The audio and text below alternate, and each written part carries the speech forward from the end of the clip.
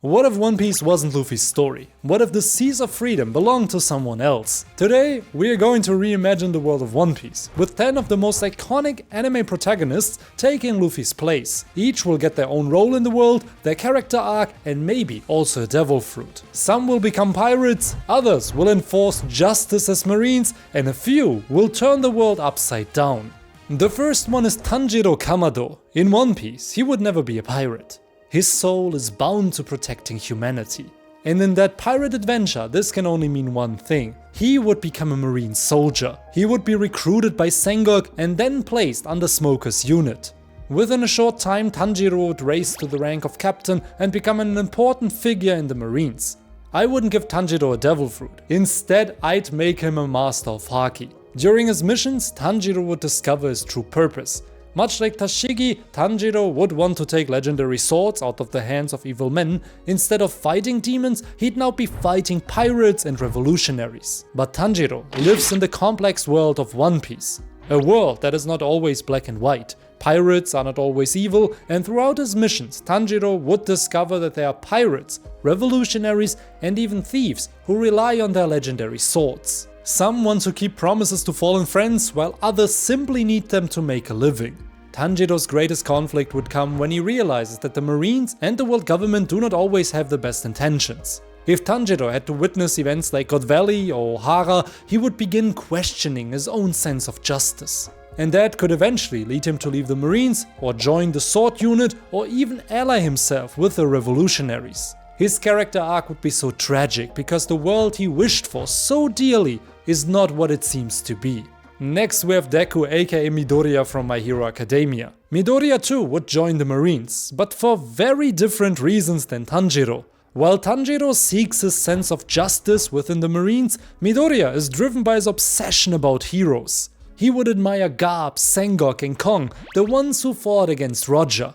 For Deku, Garp would become his new All Might. Deku's rise within the Marines would be explosive. His tactical mind combined with sheer determination would make him a prodigy. But the higher he climbs, the more he would discover the flaws within the Marines. Admirals must serve under the Celestial Dragons, a destiny Midoriya would refuse to accept. He actually wants to protect the weak. Next to Garp, Akainu would make for an interesting mentor figure for Deku, much like Endeavor in My Hero Academia. Akainu would show Midoriya what it means to enforce absolute justice. But here lies the conflict. Deku could never stand behind this form of justice. He would have to find his own way. In battle, Deku would be a brilliant tactical marine soldier. Before fighting, he would always study and prepare for the situation. Midoriya never goes into a fight without a plan. As for Devil Fruit, Urouge's Devil Fruit would fit him well. This way Midoriya would have to endure attacks, but each one would make him stronger and larger. And that could mirror the vibe of One for All. Deku's character arc would revolve around him becoming his own kind of marine hero, while realizing that even his heroes are flawed and not perfect. He would also fit perfectly into the group of Koby, Helmeppo and Hibari.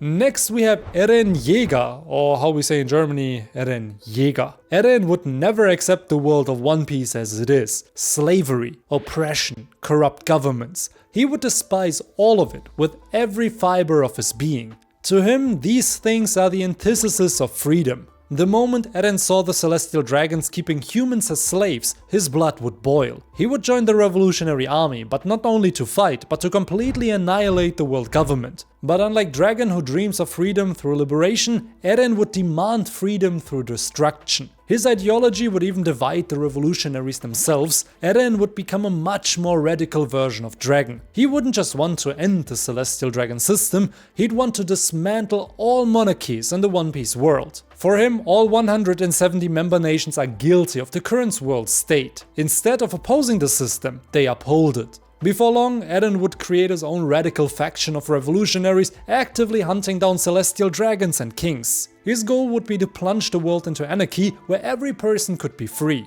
Eren would ally himself with the most influential figures in this universe. Not because he wanted friends, but because it was necessary for his plan. This will would remind others of rocks. He would also possess the legendary devil fruit the 𝙲𝚘𝚙𝚒𝚗 model 𝚙𝚑𝚘𝚙𝚒 no 𝚲𝚘𝚙𝚛. This fruit would allow Eren to transform into a 15-meter titan, granting him immense regenerative abilities and access to the power of the giants. Eren would also seek out the ancient weapons to use them directly against the world government. What do you think? Would the world unite under Eren or stop him before he destroys everything? The next anime character would be far more laid back. Gon would easily fit into the pirate lifestyle. He's a boy who just wants to explore, fight and make friends. Since there's no hunter exam in One Piece and since he wouldn't need to search for his father, his life in this universe would be much more carefree. Gon would simply travel from island to island, befriend random strangers and chase the best adventures. Brawls with giants on Little Garden, parties on Dressrosa and duels with samurai on Wano would all be on his to-do list. But Gon's innocence would also make him dangerous. Imagine him challenging Mihawk or Kaido head-on, smiling as he gets struck down only to get up again and again. His will would earn him both allies and enemies across the seas.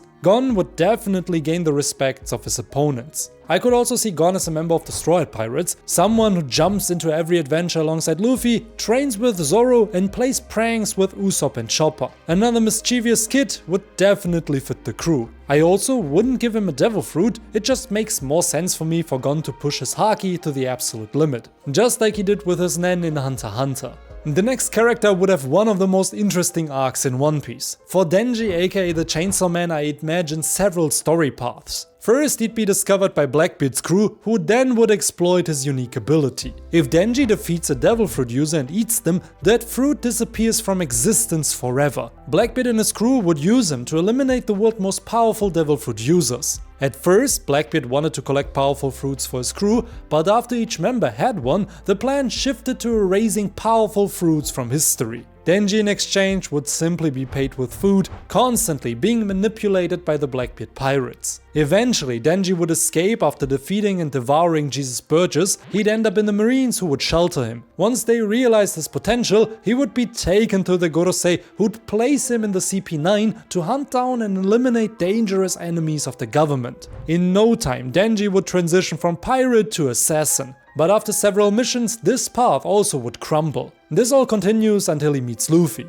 And Luffy shows him that everyone has only been exploiting him, Denji should live freely. After a fight with Lucci, Denji deserts the CP9 and becomes a pirate. And then he gets hunted by the Marines and the world government. He'd scrape by through mercenary work, all while making sure not to run into Makima or Yoru in this universe. Next is Ichigo Kurosaki. In One Piece, I could see Ichigo as a child of Charlotte Linlin. After all, she possesses the Zoro Zoro no Mi in the story. She probably would even obtain a powerful devil fruit for him. Perhaps even Brook's Yomi Yomi no Mi. That would mean Brook would die in this timeline, which is very sad for him and Laboom, but it would give Ichigo a kind of underworld fruit that lets him wield the power of hell itself. He could even create ice with his sword, much like Brook. Ichigo's life would actually be pretty comfortable as Big Mom's son. She might even assign him his own island to rule over, but Ichigo would quickly grow bored of that. He would escape Totoland and cause chaos in the world of One Piece. I could picture Ichigo hearing about the Florian Triangle and then hanging out with Maria, Perona and the others on the Thriller bark, just living his high life in this occult ocean. And every now and then they'd defeat a few pirates and use their shadows for Maria's zombie army. The next anime protagonist would take a very different path. In a world full of devil fruits, Asta would be the boy born without any special power. His lack of magic in Black Clover would translate here into a lack of devil fruit powers.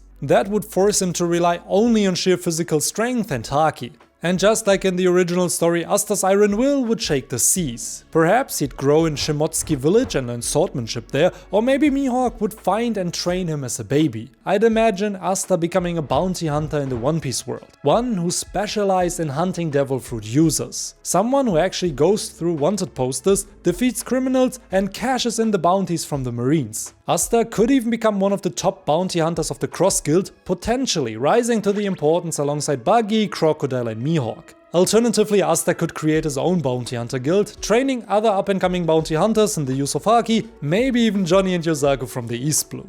The next anime protagonist would be Edward Elric, or how it's pronounced in Japanese, Eduardo Elric. He wouldn't be a pirate, a marine, or even a revolutionary. Instead, Edward would be obsessed with the 𝙲𝚘𝚙𝚢𝚛. Instead of studying alchemy, in this world he would research the ancient language of the poneglyphs. He even might discover a kind of alchemy devil fruit that allows him to perform equivalent exchange. Edward could grow up alongside Nico Robin in O'Hara, experiencing the tragic buster call that wipes out his home and family. Instead of Alphonse, Robin would become his family, the one he has to protect. That would mean both of them would be hunted by the Marines and the world government, and they'd likely seek protection under different pirate crews. Big Mom, for example, would definitely be interesting in having people capable of reading the poneglyphs. Edward and Robin might even be sent by Big Mom on a mission to collect all the poneglyphs. Big Mom knows the value of important information, that way Edward could fulfill his dream of uncovering the world's true history, all while serving under her.